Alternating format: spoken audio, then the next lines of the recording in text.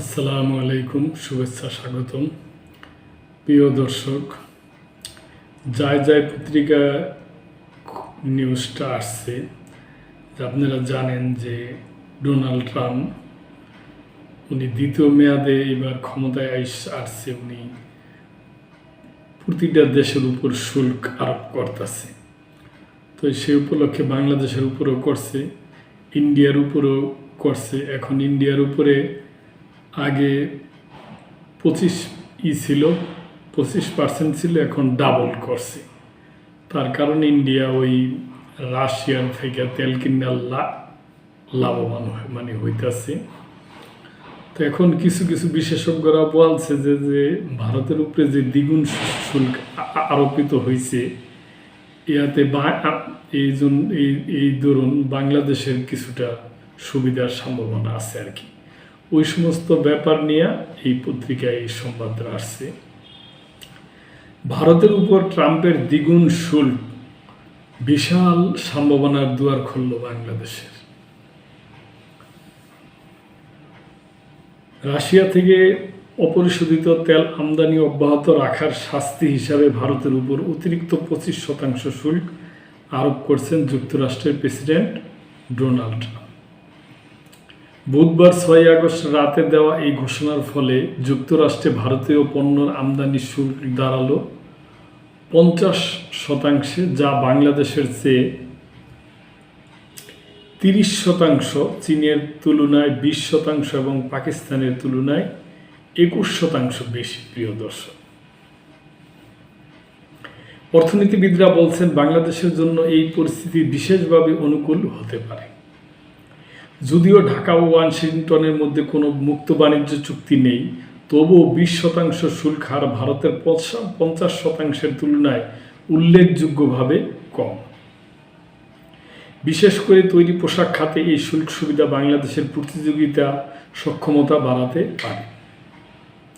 যুক্তরাষ্ট্র বিশ্বের সবচেয়ে পোশাক আমদানিকারক বাজার, যেখানে বাংলাদেশ ও ভারত দীর্ঘদিন ধরেই শীর্ষ প্রতিযোগী।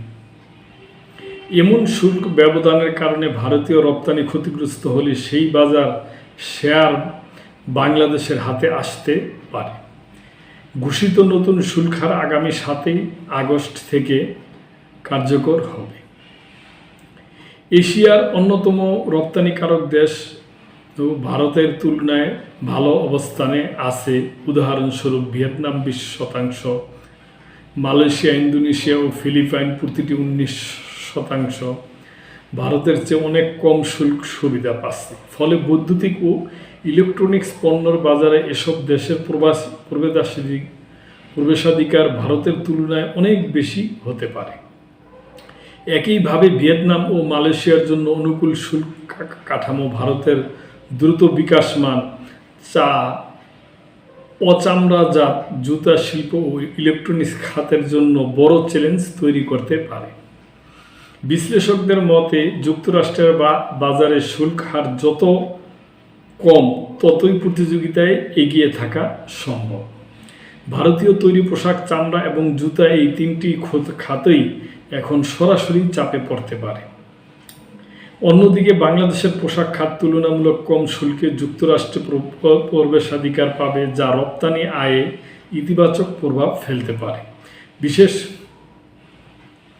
করে যদি মার্কিন খুচরা ক্রেতারা কম শুল্ক সুবিধার কারণে ভারতীয় পণ্যের বদলে বাংলাদেশের পণ্যকে অগ্রাধিকার দিতে শুরু করে, তবে আগামী কয়েক বছরের মধ্যেই বাংলাদেশের বাজার শেয়ার উল্লেখযোগ্যভাবে বাড়তে পারে। ভারত যুক্তরাষ্ট্র বাণিজ্য চুক্তি বর্তমানে কৃষি ও গাড়ি খাত সংক্রান্ত বিষয় নিয়ে আটকে আছে। যুক্তরাষ্ট্র চাইছে ভারত জেনেটিক্যালি মডিফাইড জিএম, ভুট্টা ও সয়াবিন সহ অন্যান্য কৃষিপণ্যের উপর থেকে নিষেধাজ্ঞা তুলে নিক এবং মার্কিন দুগ্ধ ও কৃষিপণ্য আমদানির অনুমতি দিক। তবে ভারতের ছোট চাষিদের প্রাধান্য ও প্রযুক্তিগত সীমাবদ্ধতার কারণে এটি বাস্তবায়ন করা কঠিন হয়ে দাঁড়িয়েছে। তাছাড়া যুক্তরাষ্ট্রের চাপে জিএম পণ্যর নিয়ন্ত্রণ শিথিল করাও ভারতের অভ্যন্তরীণ রাজনীতিতে বিতর্কিত ইস্যু। ফলে বর্তমান শুল্ক নীতিতে ভারত যুক্তরাষ্ট্রের বাজারে বড় ধরনের প্রতিযোগিতামূলক অসুবিধায় পড়তে পারে, যা বাংলাদেশের জন্য একটি কৌশলগত সুযোগে পরিণত হতে পারে, বিশেষ করে পোশাক, চামড়া, জুতা এবং কিছু হালকা শিল্পপণ্যের ক্ষেত্রে। তবে এই সুযোগ কাজে লাগাতে হবে বাংলাদেশকে দ্রুত উৎপাদন সক্ষমতা, মান নিয়ন্ত্রণ এবং লজিস্টিক অবকাঠামো উন্নত করতে হবে, যাতে মার্কিন বাজারে চাহিদা বৃদ্ধির সঙ্গে তাল মিলিয়ে সরবরাহ নিশ্চিত করা যায়।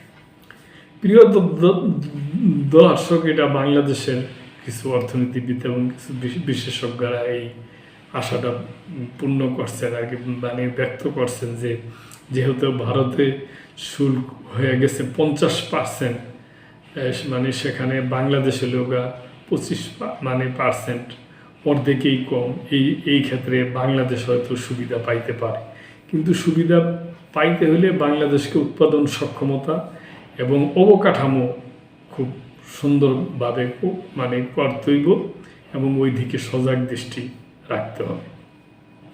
প্রিয় দর্শক, এই ব্যাপারে আপনাদের যদি কিছু বলার থাকে অবশ্যই কমেন্ট করবেন এবং লাইক, শেয়ার, কমেন্ট করে সাবস্ক্রাইব করে চ্যানেলটির পাশেই থাকবেন। আল্লাহ হাফেজ।